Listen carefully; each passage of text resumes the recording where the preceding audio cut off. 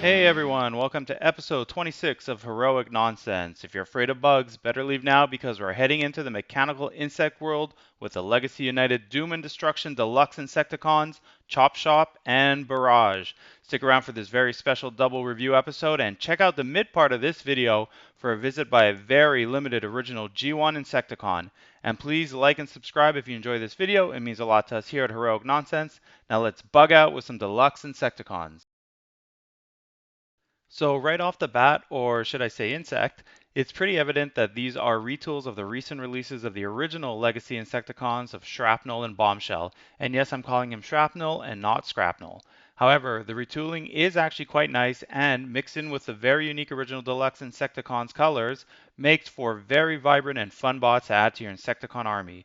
While the original black and silver Insecticons will always be my favorite, it's always nice to have an opportunity to army build, especially in this niche unit of the Decepticons.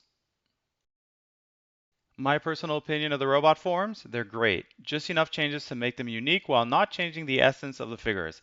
I love the colors, which are based off the original Deluxe Insecticons. What's fun about the Deluxe Insecticons are that they all have unique colors that complement each other well and look great together, similar to the recent Toxitron releases. And for mid-sized bots, they are fairly imposing, especially Chop Shop, which I think is my favorite of the two. But let's take some time to review each of them separately before we look at the whole team to date, starting with Barrage. Color-wise, he stands out the most because of the very nice mix of green and yellow, which is well interspersed throughout the bot. I also love his chest design, which later forms part of the insect's horn-like projections when transformed. This is one of the heavier retooling elements of this figure, followed by his head design. Otherwise, the figure ultimately uses the same body as Bombshell. Not many gaps in these releases, and it really does look good from all angles. Now onto the slightly more impressive and insect-looking bot of the two, Chop Shop. His mandibles are similar in design and function as Shrapnel's, but are retooled to give him this very aggressive-looking crown of sorts. I also love the mix of orange and brown in this figure, still colorful but not as flashy, and it just stands out so nicely. His insect legs on his arms are also new and in bomb mode look amazing, adding to the very armored, clawy look even when transformed into a robot. He really does overall have a great look and design to him and looks amazing from any angle. Now, as a nice little bonus to this Doom and Destruction set, we have Wrecker Malleus Minotaurus, which transforms into a Thor-like hammer with some nice blue spark-like effects that can be added to the hammer to give it a more dynamic action feel. I'll get a bit more into the backstory of all these figures in a bit, but for now, apparently the story goes that Malleus was a Wrecker abducted by the Mayhem attack squad and is trying to get back to his team members. He was also the blacksmith hammer of Solus Prime, go figure. I like that one side of the hammer showcases his Minotaur-styled head, which looks like an engraving in some type of mythical hammer. This time, let's start with Chop Shop himself, based off of the original design for this deluxe Insecticon, which itself was reproduced in the Transformers line from another Japanese non-Transformers line called the Armored Insect Battalion Beatrice, as were the others in this line. His insect design appears to be based off of a stag beetle, while Barrage's design, I believe, is based off of a rhinoceros beetle, with the very well reproduced horns that again give this guy a very different look from Bombshell.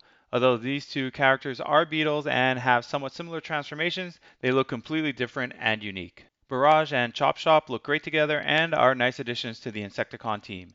You can see that in insect form, they do have some whitish beige stripes which break up their more monotone colors in this mode. I also always love the robotic look of the Insecticons versus, let's say, the Beast Wars Transformers, which try to replicate the animals and insects as close to their natural forms as possible. To me, this melded form of robotic elements with natural insect designs is most exciting design-wise. Back to Chop Shop. So he's mostly brown in this form with less of the orange elements showing through here. Those insect legs are quite prominent in this form and give it a bit of a spider look from certain angles, which I do like. They are unique to Chop Shop, as are his mandibles design. My favorite so far of the released deluxe Insecticons. You definitely wouldn't want to see this guy, big or small, scurrying around on the ground. You can also clearly see his Decepticon symbol here, one of two symbols on this spot, which I'll get to in a bit more shortly. I'm happy they included a nice Decepticon symbol here. I hate when the Decepticon symbol gets left off for whatever reason. Barrage also looks amazing in his insect form, probably looking closest to his actual insect inspiration out of the two.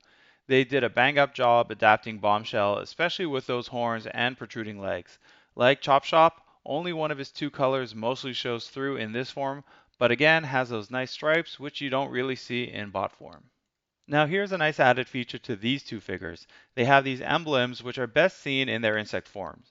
These emblems directly connect to the tentacled skull design on the Doom and Destruction packaging, and more specifically the G1 Continuity and IDW comics, which itself used this symbol to represent the Mayhem attack squad, which was the Decepticons' answer to the Wreckers. I am not sure about Barrage, but it looks like Chop Shop was a member of this team back in the Marvel UK Transformers comics. And let's not forget the Micromaster Malleus Minotaurus in his bot form. I like this figure way more than I should. He's just so small but tough looking with his little Minotaur head. Fun bonus figure for sure. You can see his very small symbol on his head as well, which I think is there to represent Solus Prime.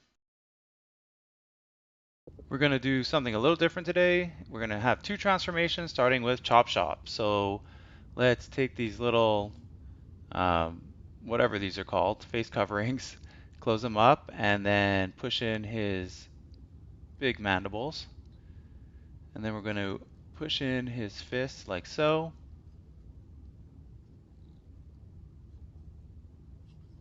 And then pull down his feet. We're going to open up his legs. And we're just going to flip the whole body around 180 degrees so that we can get him set up for this part, which is pushing in his legs. So his top legs fold into his bottom part of his legs. And then we're just going to snap these together like so. And then push it down so it clicks into place. And now you see these tabs, so we're just going to push those right in, fit in nice and snug. Do the same here. There's two tabs fitting into two slots. And just make sure everything is nice and tight, and then open up these legs, and there you go. Chop Shop transformed.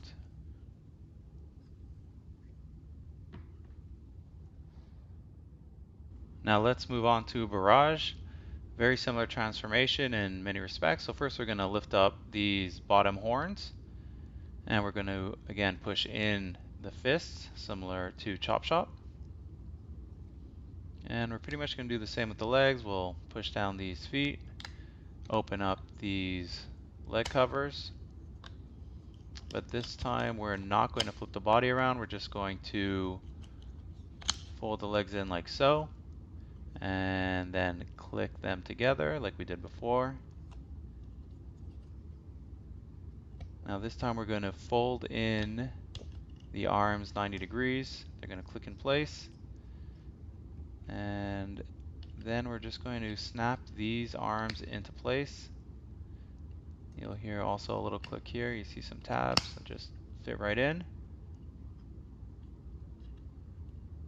So you can push that up, and there we go. Barrage transformed.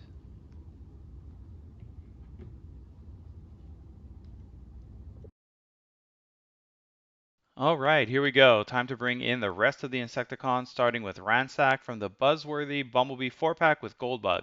We're just one Insecticon away from completing this set, and as of today I haven't heard anything about them adding Venom, though I'm hoping they will soon. They do look amazing together, and I love the way they adapted the original Insecticons from this line. If you look at the original G1 Deluxe Insecticons, those figures were completely separate designs from the base Insecticons. These legacy figures are therefore closer in design to the recent corresponding Insecticon designs than they are to the original G1 Deluxe toys. Regardless, I think they did an amazing job adapting them for this line, and kind of like that they all share similar bodies, similar to the way the Seekers work.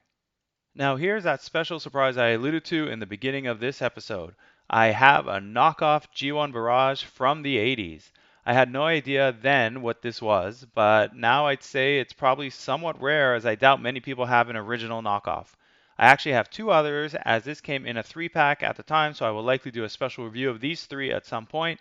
In the meantime, you can see what I was talking about regarding the shape of this original Barrage design not being based off of the original Insecticons and having a more beetle-like form. Very cool to see the elements they kept though, specifically the head design in both bot and insect mode.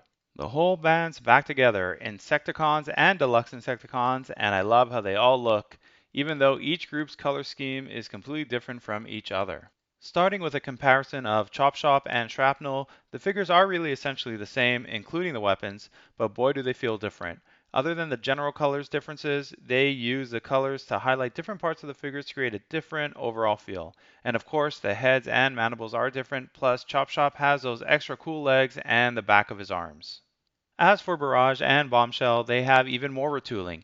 In addition to different heads, Bombshell's helmet portion was completely removed and replaced in a way with Barrage's horn/insect head section that collapses onto his chest. Otherwise, these guys use the exact same body mold as well. Now onto the insects, which also look amazing and again highlight the differences between these figures. Funny enough, Kickback and Ransacked have the least amount of changes, so it's good I'm not reviewing them right now as there wouldn't be many differences to speak to. Taking a look specifically at Barrage and Bombshell here, other than the color changes and retooling I already highlighted, you can also see the small differences on the back legs. Same with Chop Shop versus Shrapnel, with the legs adding some more changes to the insect form themselves, even more so here with the very pronounced legs. Let's cap this section off with how Malleus looks with some other weapons bots. Kind of fun to have these different versions of weapons that transform into bots or animals. I don't really display these too much with the figures, but my boys do enjoy playing with them, and it is fun to once in a while pick them up and fiddle around with them. Let's start this section off with my favorite image of the bunch, with G2 Toxtron Grimlock being attacked, or let's say devoured, by the Insecticons. When I do display the Insecticons in insect form, I like to have them in dynamic situations, usually attacking a bigger bot as a swarm, and given G2 Grimlock's outlandish colors, I thought he'd be the perfect pairing for this display. I've also done a display with the Ark being attacked by the last group of Insecticons released from the Combiner Wars era. I do enjoy setting them up this way.